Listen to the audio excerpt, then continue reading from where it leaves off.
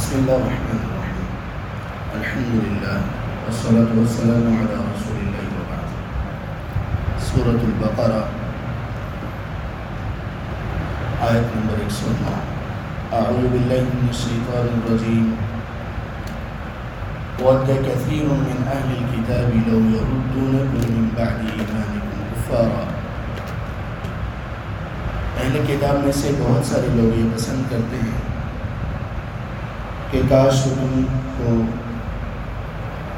تمہارے ایمان کے بعد کفر میں لوٹا دیں، حسدا من عند انفسہم، اور یہ ان کی چاہت ان کے نفسوں کے حسد کی وجہ سے ہے۔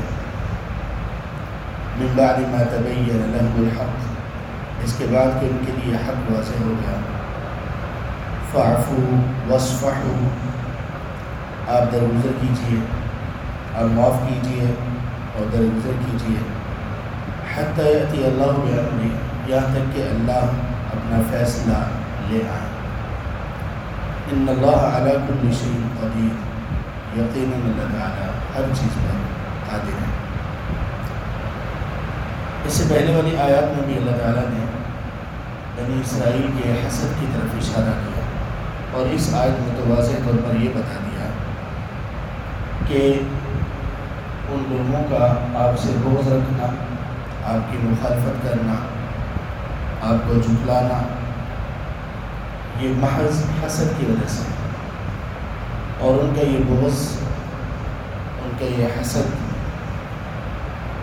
ان کو یہاں تک لے آیا ہے کہ وہ یہ چاہتے ہیں کہ تم لوگ مرتد ہو جاؤ، اسلام سے پھر جاؤ، دین سے پھر جاؤ، ایمان کو چھوڑ دو اور واپس ان کے دین میں آ جاؤ، یہ وہ چاہتے ہیں۔ حسد ہوتا کیا ہے؟ حسد کا معنی یہ ہے کسی کے پاس کسی بھی طرح کی نعمت کو دیکھ کر اس سے نعمت کے چھن جانے کی تمنا کرنا، اور اس کو نعمت جو ملی ہے اس نعمت کے ملنے پر پریشان ہو، یہ حسد۔ کسی کو اللہ تعالیٰ نے مثال کے طور پر ایک خوبی عطا فرمائی، ایک نعمت عطا فرمائی، وہ اچھی شکل و صورت کی، اچھی شکل و صورت وہ ہو، وہ مال ہو، وہ صلاحیت ہو، خوبی ہو، کوئی شخص اس کو دیکھے اور وہ دل میں جل بن کر رہ جائے کہ یہ چیز اس کو کیوں ملی ہے، یہ اس کو نہیں ملنی چاہیے، یہ اس سے چھن جانی چاہیے۔ کچھ حاسدین ایسے ہوتے ہیں کہ وہ یہ چاہتے ہیں کہ یہ ان سے چھن جائے اور مجھے مل جائے۔ کچھ ایسے ہوتے ہیں کہ ان کو معلوم ہے کہ مجھے یہ نہیں مل سکتی، جیسے شکل و صورت ہے جو بنا دی گئی سو بنا دی گئی، تو مجھے بے شک نہ ملے لیکن اس سے بھی چھن جائے۔ کسی کو اگر خیر کی شہرت مل گئی، کسی کو لوگوں میں اگر محبت اور مقام حاصل ہو گیا، تو حسد یہ ہے کہ یہ اس کو کیوں حاصل ہے، اور حاسد در حقیقت اللہ کی تقسیم پر اعتراض کر رہا ہو۔ لوگوں سے حسد کا مطلب یہ ہے کہ اللہ کی تقسیم اور اللہ کے فیصلے کو ناگوار قرار دیں، ناپسندیدہ قرار دیں۔ اور یہ آگ ہے، آگ جس کو حاسد خود لگاتا ہے، خود جلاتا ہے، اور خود ہی حاسد اس میں جلتا رہتا ہے بیچارہ۔ اس کی صحت پر فرق پڑتا ہے، اس کی سوچ اور فکر پر فرق پڑتا ہے، اس کو ہر کام سے حسد روک دیتا ہے، اس میں نفسیاتی کئی بیماریاں پیدا ہو جاتی ہیں، وسوسات، جاسوسی، غیبت، چغلی، یہ سب باتیں حسد کے بعد لائن لگ جاتی ہیں۔ جیسے کہ پہلے بھی بتایا تھا، آدم علیہ السلام کو ابلیس نے سجدہ نہیں کیا اور تکبر کیا، اس کے پیچھے حسد تھا۔ قابیل نے حابیل کو قتل کیا، اس سے پیچھے حسد تھا۔ یہودیوں نے، جن کا بھی یہ ذکر ہو رہا ہے، نبی صلی اللہ علیہ وسلم کو باوجود اس سے کہ واضح طور پر علامات دیکھ کر بھی نہیں مانا، پیچھے حسد۔ ایک اور چیز ہے، اس کو بھی عربی زبان میں حسد ہی کہتے ہیں، لیکن وہ حسد جائز ہے، لیکن صرف 2 لوگوں کی تعلیم جائز ہے. اس کا اردو میں رشک کہتے ہیں. رشک، کسی پر رشک آنا. اس کا مطلب یہ ہے کہ کسی کے پاس کوئی نعمت دیکھ کر اللہ سے یہ تمنا اور دعا کرنا کہ اللہ مجھے بھی یہ نعمت عطا کر. اس سے چھیننے کی تمنا نہ کرنا، اس سے کسی قسم کی جلن محسوس نہ کرنا، جیلسی کا نہ ہونا، یہ دل میں نہ آئے، بلکہ یہ ہے کہ اللہ مجھے بھی یہ چیز عطا کرنا. آپ صلی اللہ علیہ وسلم فرمایا صحیح بخاری میں ہے لا حسد الا فی اثنتین. حسد کرنا 2 لوگوں کے متعلق جائز ہے، یعنی رشک کرنا 2 لوگوں کو دیکھ کر کیا جا سکتا ہے. سبحان اللہ، اسلام کی کمپلیشن اور تکمیل اور کاملیت دیکھیے. اللہ نے بھی یہ بھی بتا دیا کہ تم کن لوگوں کو دیکھ کر تمنا کر سکتے ہو کہ یا اللہ مجھے بھی ایسا بنا، یا میں نے ایسا بننا ہے. وہ صرف 2 لوگ ہیں. رجل آتاہ اللہ علما، ایک وہ شخص جس کو اللہ نے علم عطا کیا، وہ وحی کا علم، اور وہ شخص اس علم کے مطابق فیصلے کرتا ہے اور اس علم کے مطابق یا اس جو اللہ نے اس کو علم دیا قرآن کا اور حدیث کا، اس کے مطابق وہ زندگی گزارتا ہے اور اس کے ساتھ راتوں کو قیام کرتا ہے، قرآن پڑھتا ہے، رات کو اٹھتا ہے. مراد اس سے فجر کی نماز بھی ہے اور تہجد بھی ہے. یعنی وہ عالم جو باعمل ہے، اس کو دیکھ کر تمنا کی جا سکتی ہے کہ اللہ مجھے بھی ایسا بننا ہے، مجھے بھی ایسا بنا ہے. دوسرا وہ شخص رجل آتاہ اللہ مالا فسلطہ علی حرکتہ، ایک وہ شخص جس کو اللہ تعالیٰ نے مال عطا کیا اور اس شخص نے مال کو اللہ کی راہ میں بہا دیا. خرچ ہم سب کرتے ہیں، اس کے الفاظ ہیں فسلط اللہ علی حرکتہ، اللہ نے اس بندے کو اس مال کو بالکل ختم کر دینے پر اور بالکل اڑا دینے پر اللہ تعالیٰ نے اس کو توفیق دے دی. کس راہ میں؟ اللہ کی خوشنودی کے لیے، اللہ کی رضا کے لیے.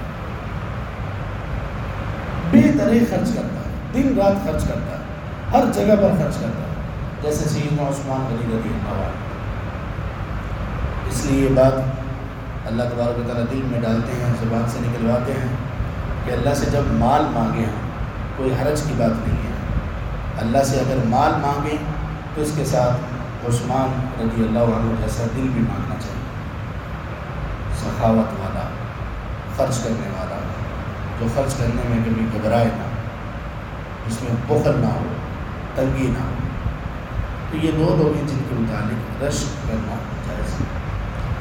تو اللہ فرماتے ہیں کہ ان میں سے اکثر لوگ یہ چاہتے ہیں کہ کاش تم لوگوں کو وہ تمہارے ایمان کے بعد کافر بنا دیں، یعنی تم مرتد ہو جاؤ. ان کا حسد ان کو یہاں تک لے آیا. سبحان اللہ، حسد بڑے عجیب و غریب گل کھلاتا ہے. یوسف علیہ السلام معصوم سے بچے ہیں، خوبصورت ہیں، بے ضرر ہیں، معصوم اور بے گناہ ہیں. بھائیوں نے اٹھایا، کتنی بڑی کوشش کی، اپنی طرف سے تو انہوں نے قتل کر دیا. حسد یہ ہوتا ہے. گھروں میں جب حسد پیدا ہو، ایک ہی ماں کی کوکھ سے جنم لینے والے لوگ، بھائی اور بہنیں آپس میں کہاں سے کہاں ان کی دشمنیاں پہنچ جاتی ہیں، عزیز و اقارب میں، رشتہ داروں میں. اور یہاں تک کہ اگر دینی حلقوں میں بھی یہ حسد آ جائے تو کس قدر نقصان کرنے والا ہے. اور یہ جو بنی اسرائیل تھے، یہ دینی لوگ تھے، یہ مذہبی لوگ تھے، لیکن حسد آیا اور حسد نے ان کو کہاں تک پہنچا دیا؟ کفر تک. کافر رہے، جانتے بوجھتے ہوئے کافر رہے. اللہ فرماتے ہیں انہوں نے حسد کیا.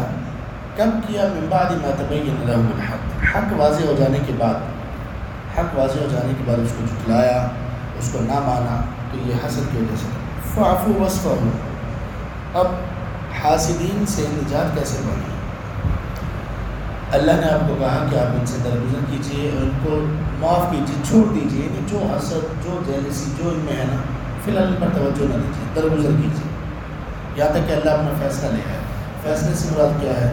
اسلام کی فتح، اسلام کا غلبہ، اسلام کا قبول جو لوگوں کے دلوں میں ہے، اور اس سے مراد یہ بھی ہے کہ جب تک اللہ تعالیٰ کوئی اور حکم نہ سنا دیں. اہل علم نے کہا کہ یہ آیت، یہ جو حکم تھا پہلے کہ ان کی تکالیف، ان کے حسد، اس کے جواب میں بھی آپ نے درگزر سے کام لینا ہے. پھر اللہ نے حکم دیا کہ اے پیغمبر اب آپ تلوار اٹھا سکتے ہیں. پھر آپ صلی اللہ علیہ وسلم نے کو سیدھا کیا. پھر یہودیوں کے ایک پورے قبیلے کو سزا دی اور ان کو کاٹ کر رکھ دیا گیا ان کی غداری کی وجہ سے. اب درگزر کا حکم اٹھ گیا تھا، غداری انہوں نے کی، آپ نے ان کے سارے جوانوں کو قتل کر دیا اور اس کے فیصلے پر کیا جس شخص کو انہوں نے خود اپنے بارے میں فیصلہ کرنے پر منتخب کیا، بنو قریظہ کے لوگ. اور سعد بن معاذ رضی اللہ عنہ، ان کو اللہ تعالیٰ نے، ان کے فیصلے پر اللہ تعالیٰ نے ان کو اس طرح سے یہ سزا دی. اس کے بعد بھی بنو نذیر، بنو قینقاع، ان سب کا حال یہی ہوا کہ اس کو جلا وطن کیا. جیسے یہ سورۃ الحشر کی ابتدائی آیات میں جن لوگوں کا ذکر ہے وہ بنو نذیر کے لوگ ہیں. 3 قبیلے تھے یہودیوں کے، بنو قریظہ، بنو قینقاع اور بنو نذیر. تو ان کو جلا وطن کیا اور وہ وہاں سے نکال دیا گیا. پھر خیبر کے یہودیوں کو بھی وہاں سے جنگ کی گئی اور ان کو بھی ذل و رسوا ہونا پڑا. تو یہ جب جہاد کی آیات نازل ہوئی تو پھر درگزر کا حکم ختم ہو گیا. یعنی اس معاملے میں درگزر کا حکم ختم ہوا کہ اگر یہ بہت بڑی کوئی بات کرتے ہیں، کوئی ایسا، یہ جیسے یہ آپ کو مرتد بنانا چاہتے ہیں، اگر ایسے یہ اسلام کے لیے رکاوٹ بنتے ہیں تو پھر آپ ان کو اڑا دیجیے، پھر آپ ان کو خاطر میں نہ رہیں. وَأَقِیمُوا الصَّلَاةَ وَآتُوا الزَّکَاةَ، اور نماز قائم کیجیے اور زکوٰۃ دیجیے.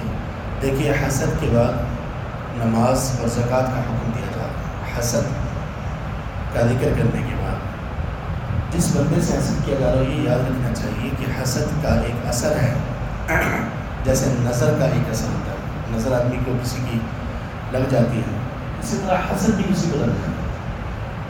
تو اس سے بچنے کا طریقہ کیا ہے؟ ایک طریقہ یہ کہ آدمی عبادات میں آگے بڑھے، خاص طور پر نماز اور زکوٰۃ، اس میں آدمی آگے بڑھے. ایمان کو بچانے کے لیے، شر سے بچنے کے لیے ایمان، زکوٰۃ اور نماز ہی بہت ضروری ہے.